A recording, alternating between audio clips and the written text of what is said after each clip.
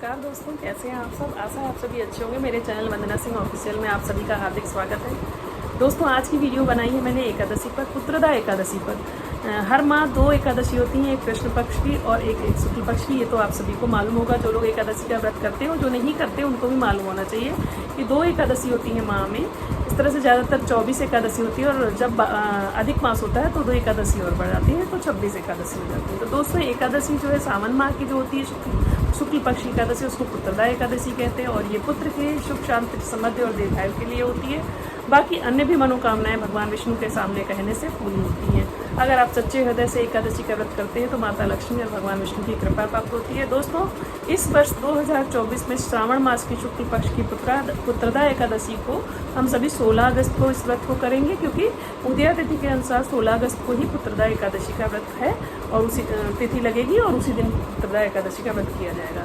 दोस्तों, अगर आप सभी एकादशी का व्रत करते हैं तो आप खुद देख लेंगे कि 1 साल बीतने से पहले ही आपके जीवन में जो जो चीज़ों की कमियां थी, आपकी गरीबी दूर होगी, आपके कर्जे मुक्त हो जाएंगे और अगर आपको संतान नहीं तो उनका संतान भी मिलेगा और संतान अगर हैं तो अगर वो आपसे लड़ाई झगड़े होते हैं या घर में कलेश रहते हैं तो वो कलेश भी बंद होंगे।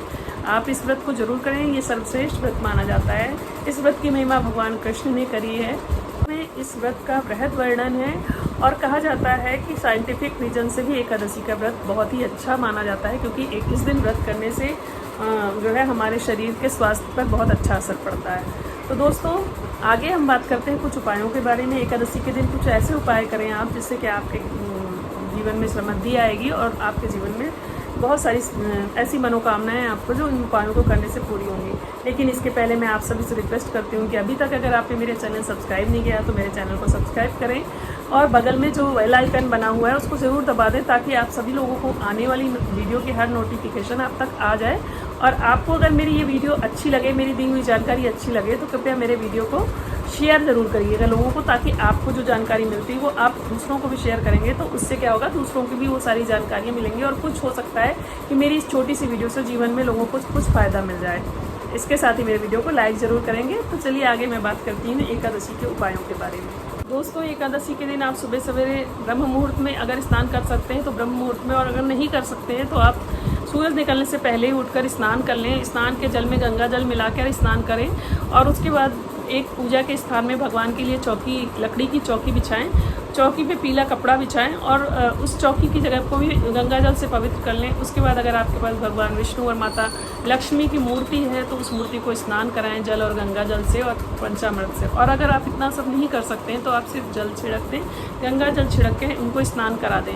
और अगर आपके पास शंख है तो उस शंख में गंगा जल भर के स्नान कराएं तो ज़्यादा ही अच्छा उचित माना जाता है। लेकिन अगर ऐसा नहीं कर सकते हैं तो आप गंगा जल पुष्प में थोड़ा सा जल और गंगा जल मिला के उनके ऊपर छिड़क दें और उनके आगे फिर उसके बाद पूजा का प्रारंभ करें। अगर आपके पास मूर्तियाँ नहीं हैं तो आप उस तस्वीर को रख लें जो भगवान माता लक्ष्मी और भगवान विष्णु की है, उसको रखकर उस पर आप पीला कपड़ा उड़ा दें और उनको गंगा जल से उनके चरणों में 4 बार फूल से उनको स्नान करा दें और उसके बाद उनके आगे उनके समक्ष एक दीपक जला दें। दीपक जो है उसकी भी पूजा करना उचित होता है। तो दीपक की पूजा करना बहुत शुभदायी माना जाता है। तो आप, क्योंकि वो कहते हैं दीपक तभी पवित्र माना जाता है जब आप उसको टीका लगा दें और उसके नीचे थोड़ा पुष्प रख दें। अगर आप कलश स्थापना करते हैं हर एकादशी पे तो करें, और अगर नहीं करते हैं तो एक पात्र ले लें, चाहे वो कटोरा हो कोई या फिर लोटा वगैरह, तो उसमें कुछ चीज़ें जैसे फल है या फिर मिष्ठान है या मेवा है, ये सब चीज़ें रख दें। और जब एकादशी के दूसरे दिन द्वादशी की तिथि हो तब आप उसे, जब आप अपना व्रत खोलें उससे पहले आप उसे किसी ब्राह्मण को या किसी गरीब व्यक्ति को दान कर दें। दान का फल बहुत मिलता है, ये सभी आपको भी पता, ये आप सभी को पता होगा कि अगर आप 1 गुना दान करते हैं तो उसका 100 गुना आपको वापस मिलता है। भगवान आपके मन की श्रद्धा भाव से किए हुए दान को देखते हैं और उसी हिसाब से आपको परिणाम देते हैं। हाँ, ये है कि आपके पास जितनी सुविधा हो और आप जितना दान करने में सक्षम हो उस तरह से आप दान जरूर करें। एकादशी में के दिन, द्वादशी के दिन किया हुआ दान अन्य दिनों के दान से 10 गुना ज़्यादा फल मिलता है। तो क्योंकि ये जगत के पालनहार और माता लक्ष्मी जगत माता का दिन है, तो इस दिन ज़रूर श्रद्धा और भाव से व्रत करना चाहिए। और अगर आप व्रत करने में सक्षम नहीं हैं, आपकी शारीरिक क्षमता नहीं है व्रत करने के लिए, तो आप इस दिन कुछ नियमों का पालन जरूर करें। जैसे उस दिन लहसुन प्याज ना खाएं और चावल इत्यादि का सेवन ना करें और भगवान विष्णु और माता लक्ष्मी के नाम का जाप करते रहें। तो इसके आगे मैं दोस्तों आपको बताती हूँ कि कि उपाय क्या है, क्या उपाय कर सकते हैं जिससे हमारे जीवन में सुख शांति आ सकती है, धन समृद्धि आ सकती है। आप मेरी पूरी वीडियो को देखिए, स्किप मत करिएगा, क्योंकि पूरी जानकारी अगर आपको चाहिए तो ये इसी वीडियो में आपको मिलेगी। दोस्तों, अगर आपको धन की प्राप्ति चाहिए, मतलब आप धन की प्राप्ति करना चाहते हैं, तो एकादशी के दिन जब व्रत करें, सुबह स्नान करके भगवान विष्णु का विष्णु सहस्त्र नाम पढ़ें। अगर नहीं पढ़ सकते तो विष्णु चालीसा का पाठ करें। भगवान विष्णु को अनेक मंत्रों से ओम नमो विष्णु देवाय नमः, ओम ह्रीं महालक्ष्मीं च विद्महे विष्णु पत्नीं च धीमहि तन्नो लक्ष्मी प्रचोदयात्, इस तरह के मंत्रों से भगवान विष्णु और माता लक्ष्मी को के सामने जाप करें, उनकी आरती करें और उसके बाद 5 कौड़ी ले लें। 5 कौड़ी लेकर उसको लाल कपड़े में बांधकर माता लक्ष्मी के सामने रख दें और मंत्रों के जाप करने के बाद वहीं पे रखी रहने दें सुबह पूजन करने के बाद। और जब शाम हो जाए तो शाम आरती पूजा करने के बाद उस लाल कपड़े को उठाकर अपनी तिजोरी में या जहाँ भी आप पैसे रखते हैं वहाँ रखें। आप देखेंगे कि इस तरह के उपाय करने से आपके जीवन में धीरे धीरे बरकत होने लगेगी और धन की समृद्धि आएगी।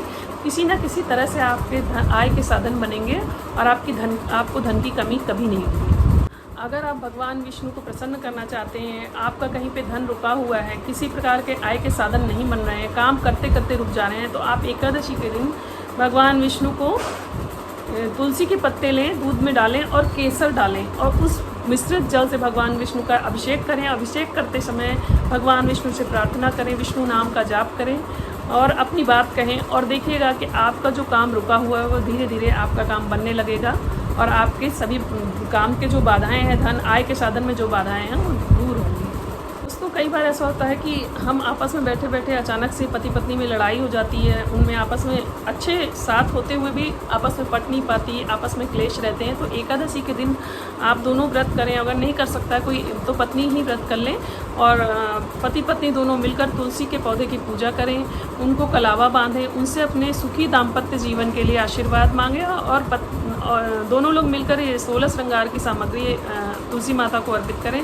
इससे माता तुलसी प्रसन्न होती हैं और भगवान विष्णु और माता तुलसी की कृपा से दाम्पत्य जीवन सुखी होता है। तो कृपया आप लोग इस उपाय को करके देखें। इसके अतिरिक्त दोस्तों, एकादशी की तिथि में मतलब पुत्रदा एकादशी के दिन जो है आप क्या करें, शाम को पीपल गोधूली बेला पे शाम को पीपल के पेड़ के नीचे दीपक जलाएं, घी का दीपक जलाएं और उसके बाद उसकी परिक्रमा करें पीपल के पेड़ की। तो उससे क्या होता है कि हमारे जो भी बंधन हैं, जो हमारे ऊपर कुछ क्रिया करी गई है, किसी प्रकार के संकट हैं या किसी प्रकार का पितृ दोष है, तो वो उससे हम मुक्त होते हैं। भगवान विष्णु और माता लक्ष्मी के मंत्रों का जाप करते हुए आप 7 फेरी ले लें और उनसे अपने जीवन में जो रुकावटें हैं या किसी प्रकार के पितृ दोष हैं या किसी प्रकार की नकारात्मक चीज़ें हैं, तो उनसे प्रार्थना करें कि वो आपको इन चीज़ों से मुक्ति दें। और आप विश्वास करें कि आप जैसे ही ये एकादशी के दिन इस तरह के उपाय करेंगे तो आपको धीरे धीरे अपने जीवन में परिवर्तन नजर आएगा और जो चीज़ आपके जीवन में नहीं हो पा रही है या कोई रुकावट है तो उन चीज़ों से आप मुक्त हो जाएंगे। इसी के साथ मैं वीडियो समाप्त करती हूँ। दोस्तों, अगर आपको मेरी वीडियो अच्छी लगी है तो लोगों को शेयर करें। मेरे चैनल को अभी तक सब्सक्राइब नहीं किया तो चैनल को सब्सक्राइब करें। तो दोस्तों, ये थी मेरी कुछ उपाय, इनको आप करिए और अपने जीवन में जो रुकावटें हैं उनको दूर कीजिए, अपने घर में सुख शांति लाइए, अपने संतानों का सुख पाइए और जीवन में पति पत्नी के मनमुटाव को अगर हो रहे हैं तो इस तरह के उपाय करके और दूर करने की कोशिश कीजिए। बाकी कुछ अपने स्वभाव में भी परिवर्तन कीजिए, लेकिन उन उपायों के द्वारा ही आपके जीवन में परिवर्तन होगा और स्वभाव में भी परिवर्तन माता लक्ष्मी की कृपा से, माता सरस्वती की कृपा से और भगवान विष्णु की कृपा से जरूर होंगे। दोस्तों, तो ये थी मेरी थोड़ी सी उपायों की जानकारी। इस एकादशी पे आप इन चीज़ों का शुरुआत कीजिए। अगर आपके जीवन में इस तरह की कोई परेशानी या समस्याएं हैं तो आप उनसे निजात पा सकेंगे और अगर आपको इन समस्याओं से मुक्ति मिली तो कृपया मुझे कमेंट सेक्शन में ज़रूर लिख के बताएंगे। और इसके बाद मैं अब ये वीडियो समाप्त करती हूँ। इस जानकारी को ज़्यादा से ज़्यादा लोगों को शेयर करें कि आने वाले दिन में जब कोई इन व्रतों को, इस एकादशी के व्रत को करे तो इन उपायों को कर सके ताकि उनके जीवन की जो कठिनाइयाँ हैं वो दूर भगवान विष्णु और माता लक्ष्मी की कृपा से दूर हो सके। इसी के साथ मैं अपनी वीडियो समाप्त करती हूँ। फिर मिलती हूँ मैं आपसे अगली वीडियो में। जय श्री कृष्णा। राधे राधे। राधे राधे।